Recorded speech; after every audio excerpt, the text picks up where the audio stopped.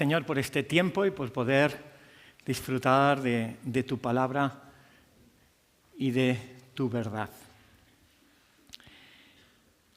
Estamos en una serie que narra la historia de Pablo y también las cartas que envió. Me encanta que hagamos iglesia. Recuerdo ir en un coche hacia Roda, bueno, creo que era viniendo, y sacaba a conversación el tema. Digo, no sé la siguiente serie cuál podría ser. Y estábamos ahí los que veníamos en el coche dando diferentes ideas. Y recuerdo que Josué Merino dice, hombre, si has hecho el Antiguo Testamento, ahora tocaría continuar.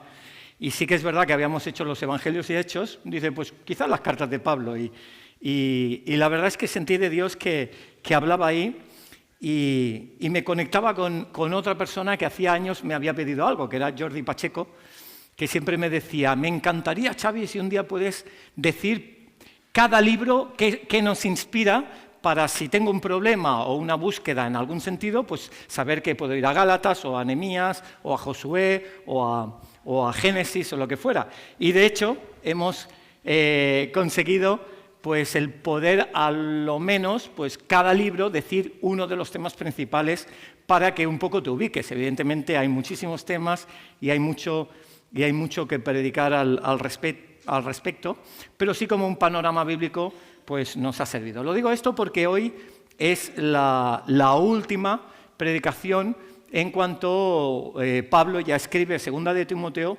esperando a ser sacrificado. Y si, 2 de Timoteo, y le hemos titulado Paso a Paso, y si puedes pasar a la siguiente diapositiva, no, a la siguiente, disculpa, exacto. Vamos a recordar un poco lo que hemos hecho en esta serie. Y me suena que en algún grupo de vida estaban dudando si un encarcelamiento era así o era asá o tal. Bueno, pues un poco espero que nos ayude a aclarar cronológicamente, históricamente y evidentemente llevarnos parte inspiracional al respecto. Y Pablo pues nació más o menos en el año 7 después de Cristo, más o menos Jesús ya tenía 11 años para ubicarnos, y en el año 30 pues fue docto en las Escrituras hasta ser uno de los líderes del Sanedrín. Gracias. Y poder, en ese sentido, pues compartir la palabra dentro del judaísmo. Pero tuvo un encuentro en Samaria, allá en el año 36 aproximadamente, camino a Samaria, que... ¿lo he dicho bien? Sí, ¿no? Vale. Y camino a Samaria y que viene una luz resplandeciente, queda enceguecido, luego oran por él, lo sanan, bueno, 1000 cosas pasan ahí. Y de pronto ve que Jesús es Dios y lo reconoce en las Escrituras. Entonces, posteriormente, pasa como unos años de desierto y de búsqueda de Dios, se afilia pues, a la iglesia en Antioquía, es sumiso ahí hasta que es enviado a las misiones. Y enviado a las misiones, primero es una misión muy sencillita de ir a Jerusalén llevando una ofrenda, porque en Jerusalén había habido una hambruna y fue... junto con Bernabé, llevaron ahí una ofrenda, estaba Juan Marcos por ahí, y luego a la vuelta pues fue, digamos que el Consejo decidió, había sentido que el Espíritu Santo enviaba las misiones a Pablo y Bernabé. Así que comenzaron con su primer viaje misionero, más o menos por la zona de Turquía, para entendernos.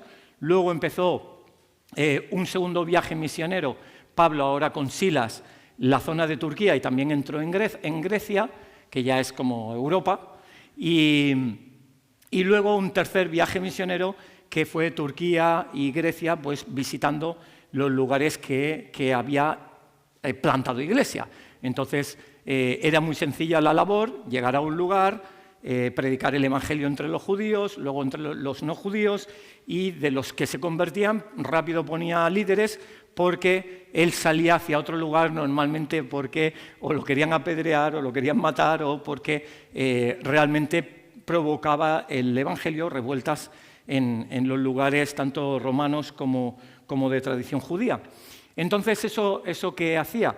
Pues que muchas iglesias se iban plantando y entonces luego Pablo las supervisaba o las alentaba a través de cartas y de visitas o de miembros que enviaba como Timoteo, como Tito, como Epafras y como tantos otros.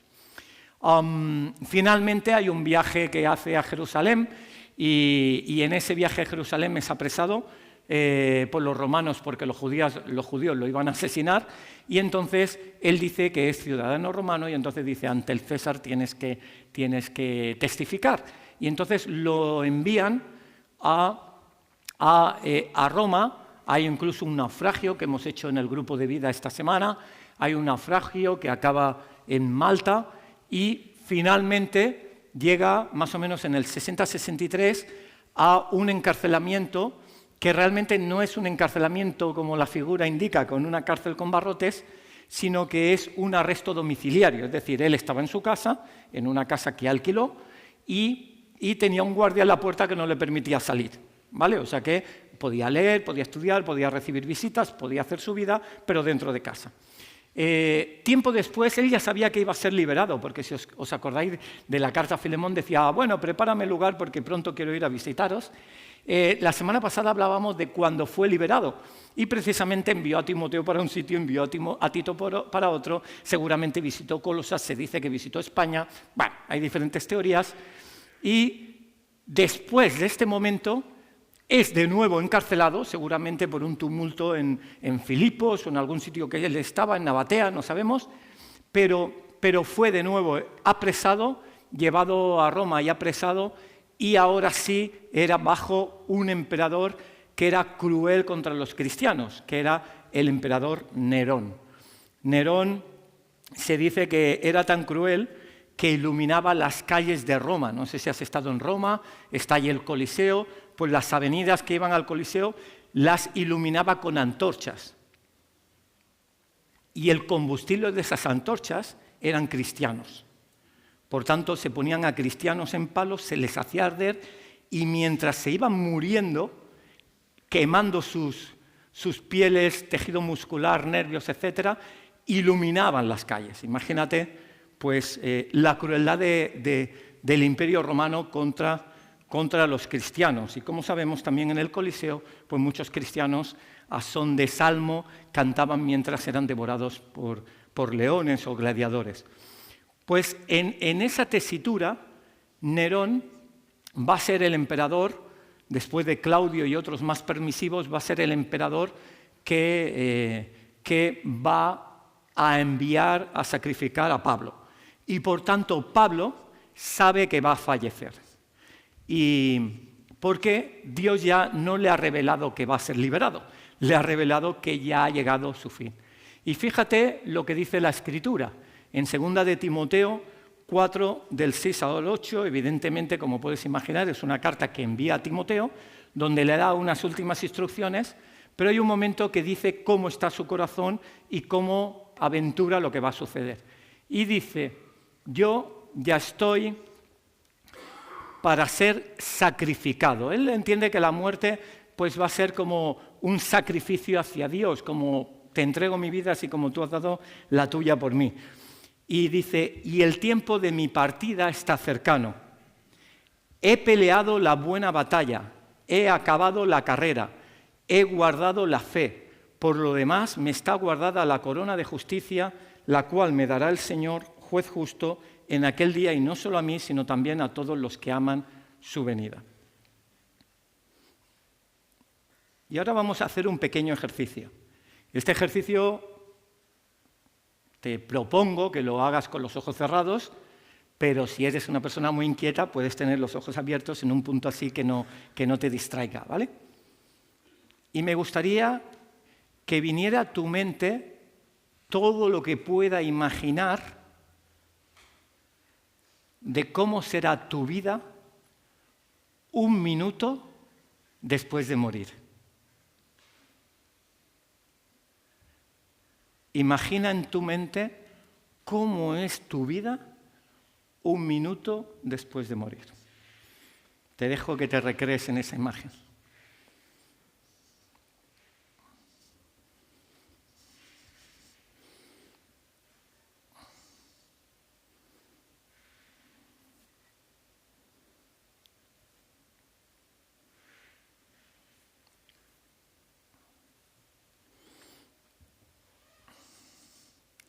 Es posible que hayas imaginado que por fin estás en la presencia de Dios. Ya no hay guerra, ni rumores de guerra, no hay tensiones, ni obligaciones, ni despertadores por la mañana, ni niños que te ponen a veces histérico, o lo que fuera, y estás, y todo el amor y todo lo que vives con tus niños y con tu trabajo y con tantos, es multiplicado por más de 1 millón de veces. Sientes el amor de Dios, das amor, ves a la iglesia ahí disfrutando, estás en plenitud.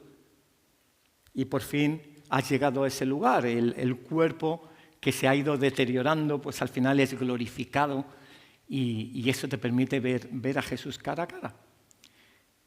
O puede que hayas imaginado que quizás pues el polvo va al polvo y ya no hay nada más, y es tu imaginación de lo que puede suceder. O hay quien imagine que se va a convertir en otra vida, en un reptil o en una persona más adinerada, según lo bien o lo mal que lo ha hecho en este mundo. O bien tienes la incerteza de si irás al cielo y quizás te ves como lejos de la presencia de Dios, que quizás no has hecho las cosas bien o no has creído bien en Jesús, y quizás eso te lleva a un tiempo de soledad eterna, infinita. La Escritura es muy clara y dice que tan solo puede ser la primera o la segunda. Es decir, los que no han reconocido a Jesús van a ir a un lugar lejos de la presencia de Dios y va a haber un frío impresionante y es un desgastarse continuo. O bien, si has reconocido que Jesús murió por ti, pues tienes la convicción de que irás al cielo. Pero voy a avisar en algo que dice la Escritura, que dice que el que duda de si es salvo es que en el fondo no lo es. Dice, el Espíritu Santo tiene que revelar a tu corazón que realmente eres salvo. Por tanto, si dudas, sí que te invito a preguntarle al Espíritu Santo y decir, Señor, confírmame si voy a ir al cielo o no voy a ir. ¿Por qué? Porque te va a dar la seguridad de saber que va a haber un final de nuestra vida glorioso. Y en ese sentido, no sé si has escuchado seguramente testimonios de personas que han visto el cielo. Hay un doctor neurólogo que hace muchos podcasts últimamente y ha escrito algunos libros habla de experiencias de personas que han muerto clínicamente, han experimentado el cielo y han vuelto a revivir y explican sus experiencias.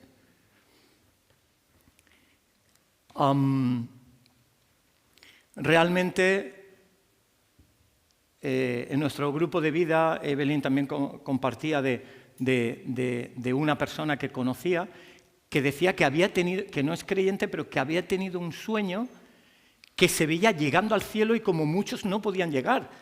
Y dices, ¿cómo Dios revela a través de sueños o de visiones lo que va a acontecer, sea uno creyente o no creyente? De hecho, muchos musulmanes y personas que no han tenido la oportunidad de escuchar de Jesús han tenido la experiencia real de Jesús viniendo a sus vidas o de estar en el cielo, y eso ha hecho que sus vidas hayan cambiado de tener una religión coránica o musulmana a tener una relación con Jesús. Y Pablo mismo dice muchas cosas yo no me puedo enorgullecer. Y él podía haberse enorgullecido de haber sido jefe del Sanedrín, de haber sido un teólogo impresionante, de ser una persona que ha hecho muchas cosas por Dios o incluso que ha plantado muchas iglesias. Pero él toma como satisfacción o como, si me permites, orgullo, las experiencias que ha tenido con Dios.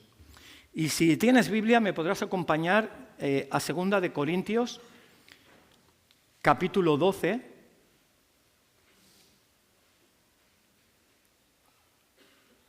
Y tan solo voy a leer los 5 primeros versículos. Pero Pablo, en una carta que es muy anterior, ya lo sabes, del segundo viaje misionero, hemos hablado de todo eso, él dice como ya había experimentado estar en el cielo, años atrás. Y dice, ciertamente, 2 de Corintios, capítulo 12, dice, ciertamente no me conviene gloriarme, pero vendré a las visiones y las revelaciones del Señor. conozco a un hombre en Cristo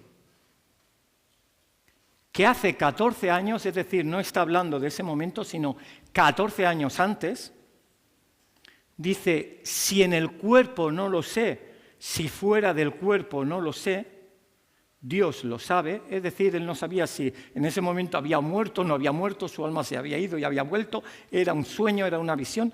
Dice, no tengo ni idea de lo que pasó. Pero dice, fui arrebatado hasta el tercer cielo. El tercer cielo no es la Luna, ni Saturno, ni la constelación de Orión. Para entendernos, la Biblia habla de 3 cielos. El primero es el que hoy luce azul y ayer era lluvioso, ¿vale? El meteorológico. El segundo cielo es que cuando pasas la estratosfera ves el universo. Y el tercer cielo es algo espiritual que está muy fuera de eso, en otra dimensión, vas a permitir hablar como físico, y en otra dimensión donde ves la realidad espiritual y ves el lugar donde está Dios. Ese es el tercer cielo, donde solo el espíritu puede llegar. Y dice, bueno, cuerpo y alma también, pero entiéndeme que es algo espiritual. Dice, fui arrebatado hasta el tercer cielo y conozco al tal hombre, él se hablaba por humildad en tercera persona. Si en el cuerpo o fuera del cuerpo no lo sé, Dios lo sabe, versículo 4, que fue arrebatado al paraíso. Voy a parar aquí. ¿Por qué al paraíso? ¿El paraíso no era eso de Adán y Eva? ¿Entonces no estaremos en el cielo final? Pues no. La Escritura dice que cuando nosotros morimos habrán 2 niveles. El primer nivel iremos a lo que se llama en la Biblia el paraíso o el seno de Abraham, un lugar muy confortable donde todavía no hay una comunión perfecta con Jesús. Porque tienen que celebrarse al final de los tiempos, como reza en el libro de Apocalipsis, las bodas del Cordero. Es como si somos la novia de Jesús, pues como si falta la boda para que haya esa comunión y entonces ya estamos en el cielo definitivo, que es esa Jerusalén celestial que se habla en el capítulo 22 de Apocalipsis. Por tanto, si nosotros morimos, iremos a un lugar donde la presencia de Dios es muy superior, hablábamos de eso el lunes en neumatología, donde la presencia es mucho más fuerte, pero todavía no es la plena presencia de Jesús. En el sentido contrario, también hay 2 niveles. Cuando uno muere sin Dios, va al Seol o al Hades, que es un lugar frío sin Dios, donde bajó Jesús incluso a rescatar a las almas, después de morir, pero dice la Escritura que en los últimos tiempos se abrirá el lago de fuego y azufre, que sería el infierno definitivo, donde iría Satanás, el falso profeta, el anticristo, los demonios y también los no creyentes. Y es por eso la importancia y el privilegio y la responsabilidad que tenemos de hablar de Jesús y que la gente pueda conocerlo. Me consta y estoy alegre de que cada vez más personas le van conociendo. Pensáis que yo paso mi vida siempre en librerías, pero volví a ir a una librería. Es que Dios me habla mucho con los títulos. Digo, háblame, y veo títulos y ¡pum! Y me da. Pero aparte de eso, digo, fui a la Casa del Libro, bueno, publicidad, me voy a traer una gorra con la Casa del Libro porque promocionan estas predicaciones. No, es broma. Y el tema es que fui a la Casa del Libro y encontré un libro que se titulaba Jesús es Dios. ¿Y sabes en qué marquesina estaba? En la de los libros más vendidos. Ah, eso gusta, ¿eh? Y luego detrás de una caja había un montón de libros de los 5 lenguajes del amor. Bien. Y más personas se están interesando por el Evangelio. Solo falta ver el último cántico, el último disco de Rosalía y la máxima ganadora de premios Goya, que también habla de la fe de una chica y tantas cosas, ¿no? Pero miremos a Pablo. Pablo está al final de sus días esperando el cielo.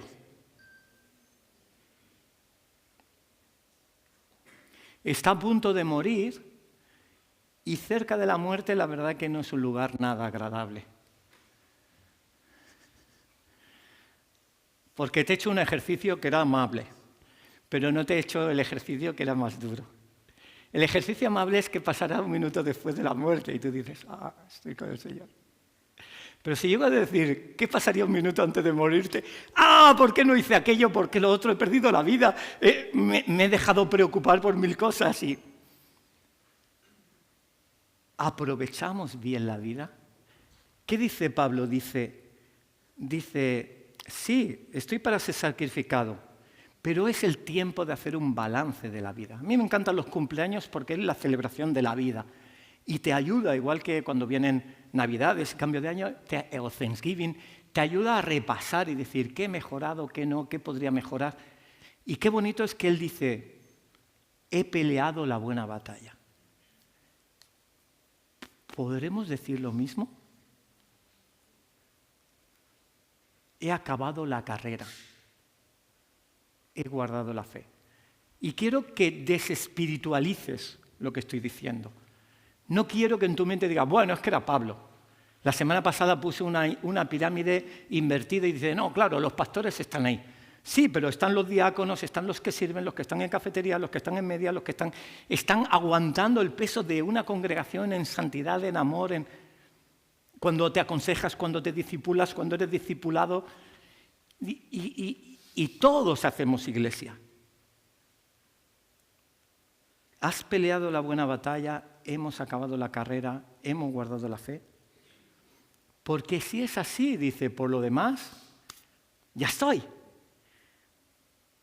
Dice, me está guardada una corona de justicia. Evidentemente la corona no es que la vaya a vender en el rastrillo por Wallapop y va a ganar mucho dinero, sino simplemente es un símbolo de la presencia de Dios. Porque estoy convencido que en el cielo todos estaremos en la presencia de Dios y hemos reconocido a Jesús, pero unos estarán más cerca que otros. No será el mismo lugar de Pablo que de un cristiano acomodado en el siglo XVIII. No sería igual. Por lo demás me está guardada la corona de justicia, la cual me dará el Señor, juez justo, en aquel día, y no solo a mí, sino a todos los que aman su venida.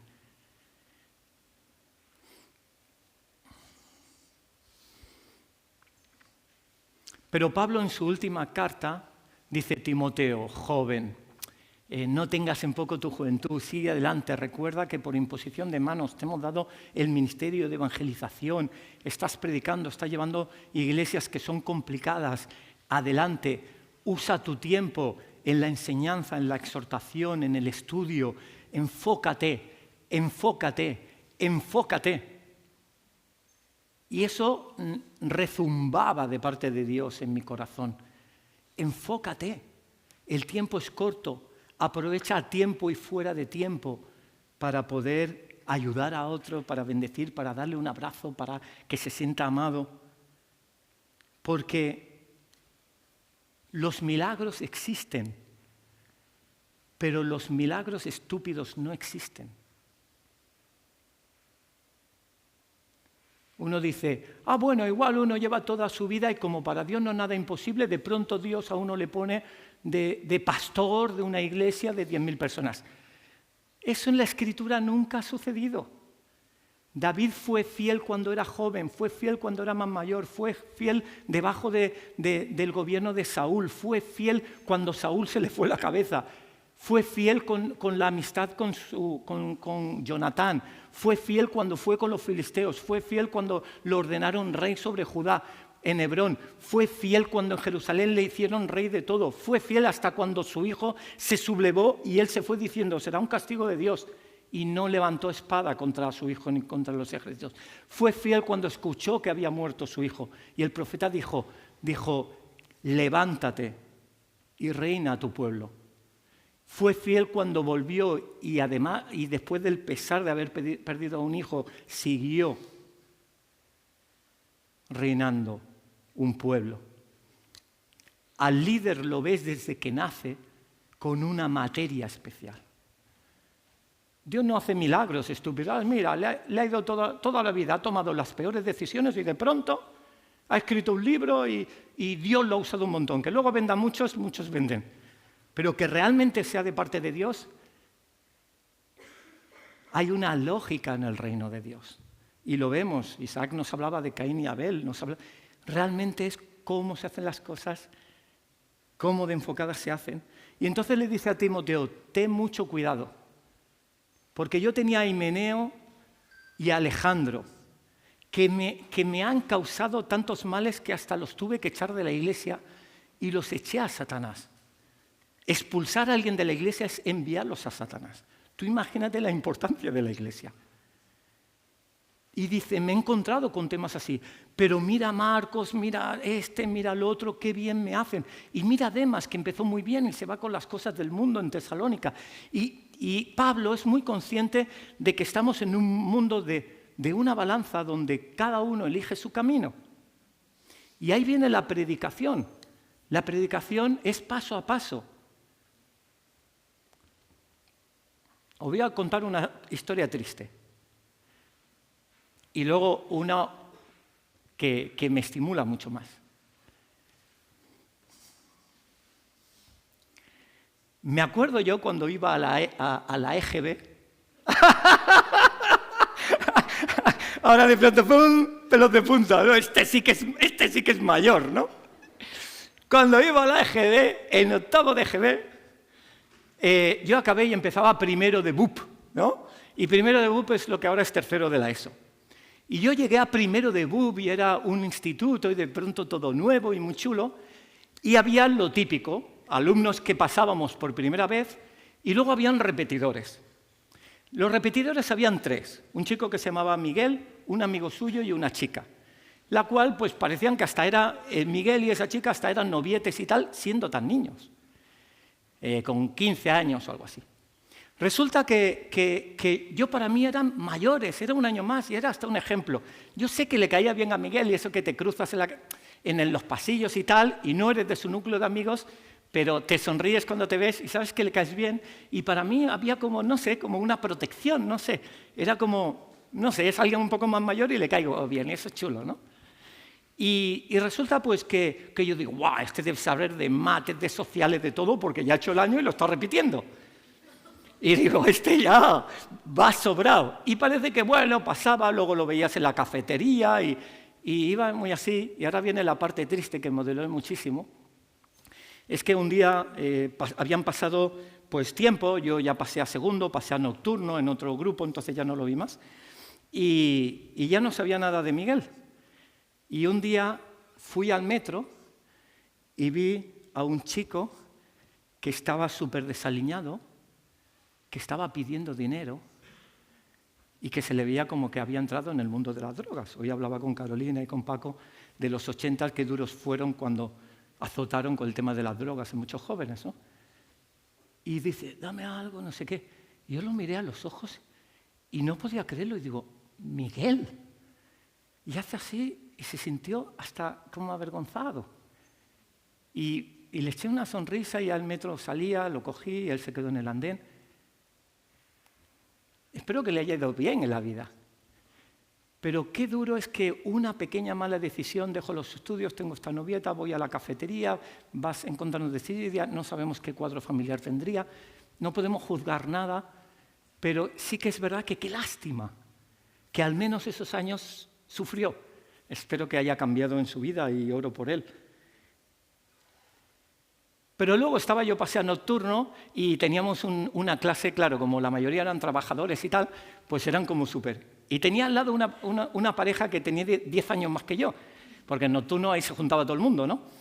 Y eran los más empollones y antipáticos. Y estaban, ay, profe, esto, ay, sí, ¿a qué puede repetir? Y no sé qué. Y yo digo, serán pedantes. Y digo, pero qué horrible, ¿no? Y todo lo tenía bien y luego recibía ese examen y miraba qué nota sacaba yo, ¿no? Porque estaba ahí al lado y íbamos las notas ahí compitiendo, ¿no? Y él miraba y como, ay, él tenía medio punto menos que yo en latín. Yo saqué un 10, él un 9,5, ¿no? Y era como, ¿sabes? Ay, no te, ¿sabes? Y digo, ¿serán pedantes? Y un día lo vi, como 15 años después, digo, hola, ¿cómo estás? ¿Cómo te ha ido la vida? Muy bien, pues somos profesores, estamos en la escuela pública, acabamos aprobando las oposiciones, mi mujer, yo, tuvimos hijos. Qué bonito, ¿no? que ha construido su vida pues, honradamente. Y os voy a leer simplemente 2 textos y con eso voy a acabar. Porque Pablo y la Biblia no se guarda las cosas que no son cómodas. Pero tú mira lo que dice de los postreros días, que también pueden ser estos. Dice en 2 de Timoteo capítulo 3, dice, también debes saber esto, que en los postreros días vendrán tiempos peligrosos. Tú tómalos como hoy se enciende la tele, ¿vale? Con eso es suficiente. Vendrán tiempos peligrosos, porque habrá hombres amadores de sí mismos, ávaros, vanagloriosos, soberbios, blasfemos, desobedientes a los padres. Mira la sociedad cómo está. Mira a veces cómo estamos. Mira los millennials, los Z, los no sé qué. Mira cómo ha evolucionado todo. Y dice, ingratos, impíos, o sea, no agradecidos. Hay gente que le haces y no te lo agradecen nunca, ¿no? Sin afecto natural, implacables, calumniadores, intemperantes, crueles, aborrecedores de lo bueno, traidores. ¿No? ¿Cuántas parejas con adulterios? Impetuosos, infatuados, amadores de los deleites, más que de Dios, la cultura del ocio, que tendrán apariencia de piedad, pero negarán la eficacia de ella. ¿Y qué consejo les da? Dice a estos, le dice a Timoteo de los que están en la iglesia, dices a estos evita, como no tienen mucha solución, ¿eh? Es fuerte, ¿eh?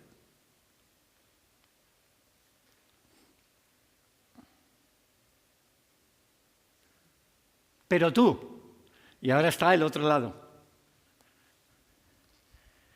Recuerdo en el grupo de vida que había una pregunta que decía, ¿quién te ha estimulado para conocer más de Dios? Y lo he visto como ejemplos, sacrificado, no como Pablo seguramente, pero muy... Y algunas de las personas pues hablaban de sus abuelos, de sus abuelas, y el mismo Timoteo conoció al Señor por su abuela y su madre, se ve que su papá no sería creyente. Y dice, Timoteo, tú has seguido mi enseñanza, mi conducta, versículo 10, mi propósito, fe, longanimidad, amor, paciencia, persecuciones, padecimientos. Dice, así que te va a ir bien, porque has sido fiel. Y en lo poco has sido fiel, en lo mucho te pondré, decía Jesús. Así simplemente quiero cerrar diciéndote algunas cosas. Dios nos invita a estar enfocados, y enfocados en el buen foco. La vida se compone de infinitas pequeñas decisiones. Nadie pasa de 0 a 100 de golpe, sino que hay pequeñas decisiones que le van acercando. Ahora se hablaba mucho de la emancipación de la mujer y de los logros que ha habido, pero ahora es una maravilla ir a una universidad y ver tantas chicas, tantas mujeres que se preparan. Vas a un hospital, ves tantas doctoras, vas a un instituto, ves tantas profesoras, hay mujeres jueces, hay mujeres... Y dices, porque han tomado y han hecho el camino. ¿Qué decir en el reino de los cielos, en el reino de Dios? Cuando uno sirve, al final es que la iglesia te necesita, te va a proponer más cosas. Dios te va a abrir puertas. Y todo camino, por largo que sea, comienza con un solo paso. Y son nuestros pies. ¿Cómo los vamos a orientar?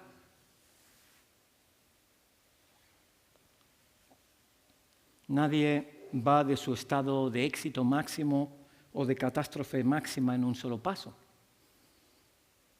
Y Pablo muestra 2 finales y 2 caminos. Es como el camino amplio que no lleva a la salvación, el camino estrecho, que quizás es un poco más incómodo, pero que te lleva a la salvación.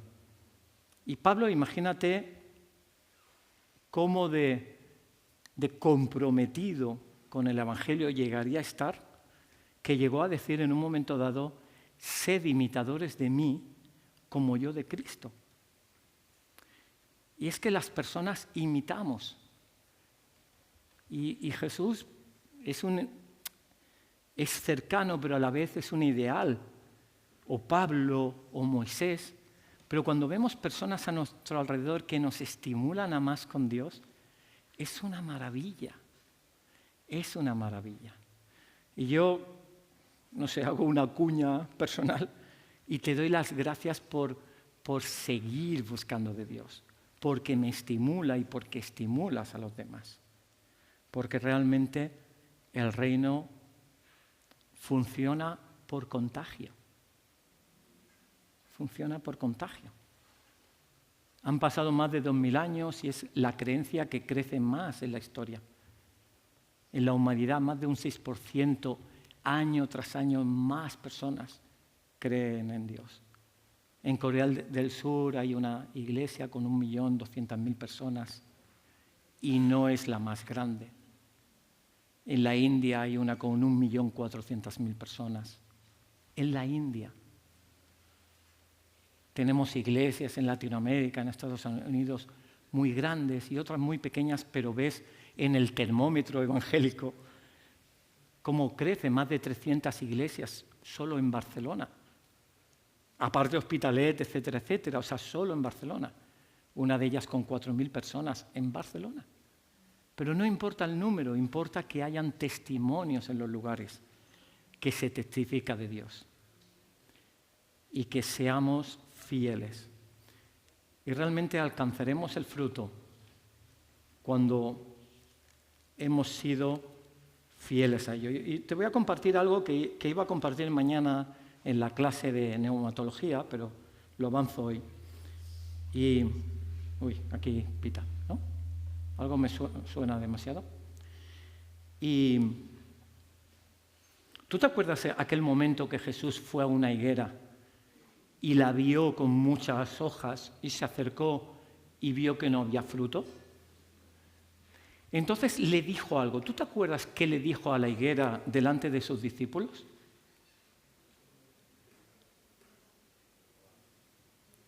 Que nunca más tengas fruto. No le dijo que se secara, le dijo que nunca más tengas fruto. Y al día siguiente estaba seca. Porque si no damos fruto, nos secamos. Estamos diseñados para dar fruto en Él. Gracias, Señor, porque tú nos estimulas a seguir el camino, a tener ese cielo prometido, a tomar pequeñas decisiones, a veces muy complicadas, para hacer lo correcto que te agrada a ti. Porque queremos que cuando llegue nuestro último minuto podamos decir: he corrido la carrera, he guardado la fe, he peleado la batalla, solo me está reservada la corona. Y que podamos crecer en ello más y más. En tu nombre. Amén. ¿Hay alguien que hoy haya venido quizás por primera vez o lleve algunas ocasiones y quiera conocer a Jesús personalmente? Puedes levantar así tu mano, simplemente te voy a invitar a hacer una oración